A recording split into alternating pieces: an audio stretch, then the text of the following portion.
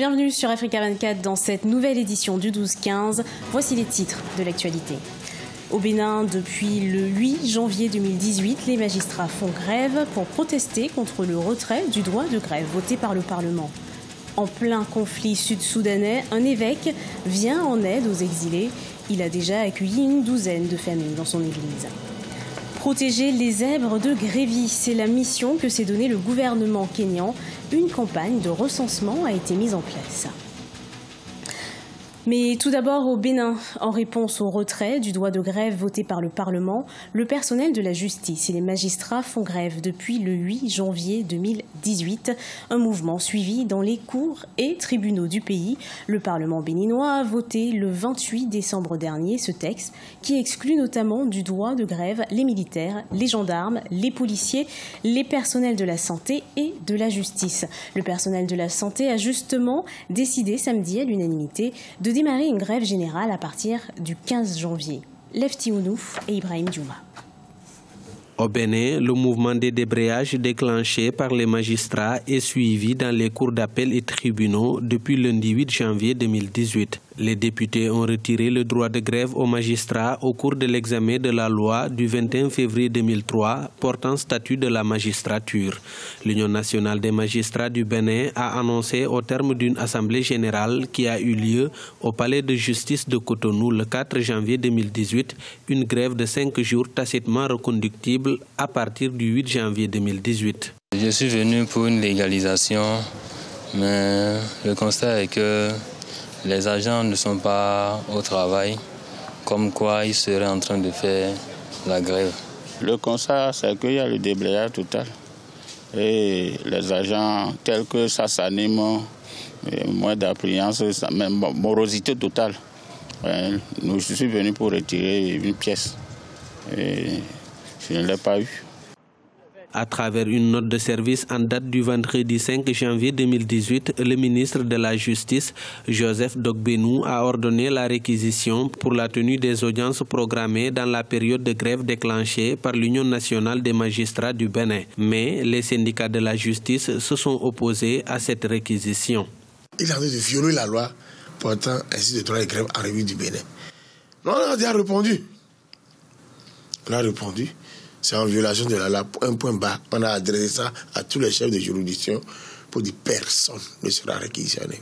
Si nos aînés ont versé leur sang pour qu'aujourd'hui nous ayons le droit de grève, il nous revient à nous de lutter et d'utiliser tous les moyens légaux pour préserver ce droit acquis. Si on ne le fait pas, c'est que nous sommes en train de mettre la démocratie en péril. Pour le syndicat national des travailleurs de la justice, ce débrayage illimité constitue une suite du mouvement déclenché par les travailleurs de la justice depuis 2017. Pour ce syndicat, le chef de l'État, Patrice Talon, n'a pas tenu ses promesses suite aux 2 mois de moratoire qui lui a été accordé au cours des négociations avec le gouvernement. La loi portant retrait du droit de grève aux fonctionnaires de la justice et de la santé, des militaires et paramilitaires est en étude par les sages de la Cour constitutionnelle. Plusieurs villes de Tunisie ont été le théâtre de nouveaux heurts dans la nuit de ce mardi 9 janvier. Ils ont eu lieu en marge des manifestations contre la flambée des prix. Des échauffourées à Terboubra entre manifestants et forces de l'ordre ont eu lieu au lendemain de la mort d'un homme de 45 ans dans cette ville située à 30 km à l'ouest de Tunis. Le Premier ministre Youssef Chahed a condamné des actes de pillage et de vandalisme. Il a assuré que la loi serait appliquée contre les auteurs de violences, mais n'a pas donné de solution aux demandes des manifestants. Les ministres des Affaires étrangères des pays membres du G5 Sahel, accompagnés des ministres de la Défense et des chefs d'état-major, ont pris la décision ce lundi 8 janvier de créer un fonds fiduciaire d'urgence pour lutter contre le terrorisme dans le Sahel. Le dispositif va permettre de rassembler des ressources financières provenant des différents pays donateurs. Les explications de notre correspondant Mokhtar Bari. Rendre opérationnel les G5 Sahel, c'est le but de la rencontre qui a réuni à Bamako les ministres des Affaires étrangères, les ministres de la Défense et les chefs d'état-major des pays membres. Après les rencontres de Paris et de Bruxelles en décembre 2017, et le soutien onusien par le vote de la résolution 23/421 du Conseil de sécurité, le G5 Sahel fait le point de ses offensives diplomatiques. 11 mois après son lancement à Bamako, le bilan est satisfaisant. Nous avons certes des problèmes de sécurité, pour lesquels des avancées remarquables ont été enregistrées. Nous nous devons cependant de redoubler d'efforts et de ne jamais baisser la garde, mais ne pas oublier les problèmes de développement qui sont les plus pressants. Le G5 Sahel a pour credo la sécurité et le développement. Nous avons la ferme conviction qu'une fois notre espace progressivement sécurisé, le développement devrait suivre pour en assurer la durabilité et la pérennité. La démarche commune du G5 Sahel devrait s'articuler autour des leviers suivants.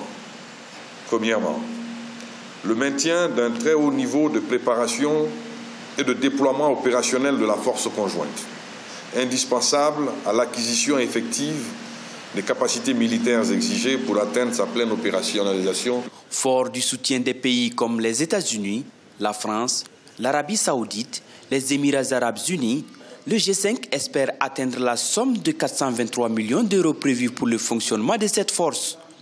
Pour plus de transparence, le G5 a décidé de la mise en place d'un fonds fiduciaire pour gérer les aides. Et la première décision est donc la création du fonds fiduciaire pour donc recevoir et gérer les contributions et toutes les différentes ressources, mais aussi a pris deux autres décisions qui est la mise en place de deux comités. Un comité de soutien et un comité de contrôle.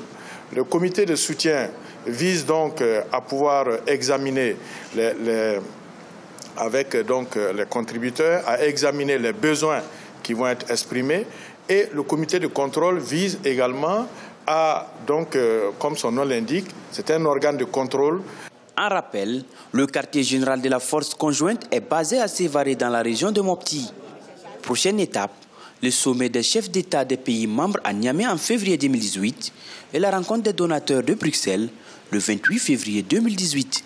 Alors que le conflit sud-soudanais s'enlise et que des milliers de personnes s'exilent en Ouganda, l'évêque, Monseigneur Emmanuel Muri, lui aussi exilé, fournit dans l'enceinte de son église un abri à des douzaines de familles. Un portrait signé Ashley Duprat.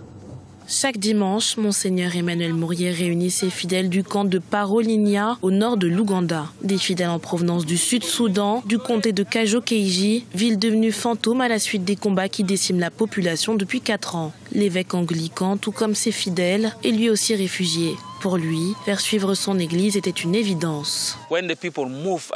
Quand les gens se sont déplacés en grand nombre et que je suis resté sans personne, c'était terrible. Tous les gens ont déménagé. Nous ne pouvions pas rester là sans les gens parce que j'étais appelé à être un leader pour les gens. Par un gardien des terres, des arbres ou des maisons, je devais prendre soin des gens. Plus d'un tiers des 12 millions de citoyens du pays ont été contraints de fuir leur maison suite à la guerre qui perdure depuis 4 ans au Soudan du Sud. Parmi ces 185 000 réfugiés, le camp de Parolinia compte d'anciens détenus qui doivent pour bon nombre d'entre eux leur libération à l'évêque.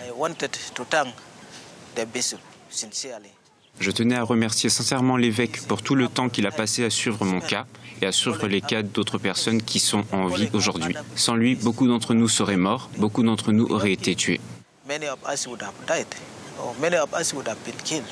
L'évêque retourne régulièrement au Soudan du Sud pour y organiser des convois afin d'aider les déplacés n'ayant pas encore traversé la frontière. Pour rappel, en 2017, par mois, on comptait 35 000 nouveaux déplacés sud-soudanais en Ouganda. Ce vendredi 5 janvier à Ouagadougou, au Burkina Faso, le gouvernement et les PME ont signé la charte des petites et moyennes entreprises. Elle contient différentes mesures en faveur des PME, dont le financement, la fiscalité et l'accès au marché. Ces entreprises représentent 80% de la vie économique du pays. Marcel Farba-Maroun nous en dit plus.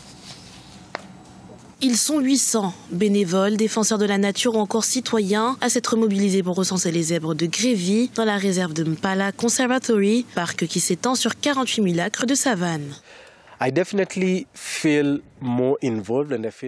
Je me sens vraiment très impliqué dans la préservation des grévies. Je sens que cela me relie non seulement à cette espèce particulière, mais aussi à la nature dans son ensemble et je pense que c'est une bonne chose. En 30 ans, la population de zèbres impériales, qui fut jadis la plus grande espèce du pays, a été divisée par 6. Lors de la précédente campagne d'identification, seuls 2350 zèbres ont été recensés. Un recensement basé sur la rencontre de la science et de la photographie, permettant d'identifier les zèbres en tant qu'individus et ainsi mieux les protéger. Le système IBIS est un système de calcul qui associe les images d'animaux sauvages qui sont rayées, et il utilise des algorithmes et des évaluations d'images basées sur des grilles pour identifier si les images proviennent du même animal. Si 2 images proviennent du même animal, ce système nous aide à identifier tous les individus au sein d'une population entière et à leur donner des identifiants individuels uniques, ce qui à terme nous permet de connaître l'évolution d'une espèce. Une évolution dont l'avenir repose intégralement sur l'industrie du tourisme. En effet, le Kenya accueille plus d'1 million de touristes par an, venant des 4 coins du monde pour voir entre autres des zèbres, mais également des girafes ou encore des éléphants. C'était le journal de la rédaction. Merci de votre fidélité. Retrouvez dans un instant une nouvelle édition de l'actualité sur Africa 24.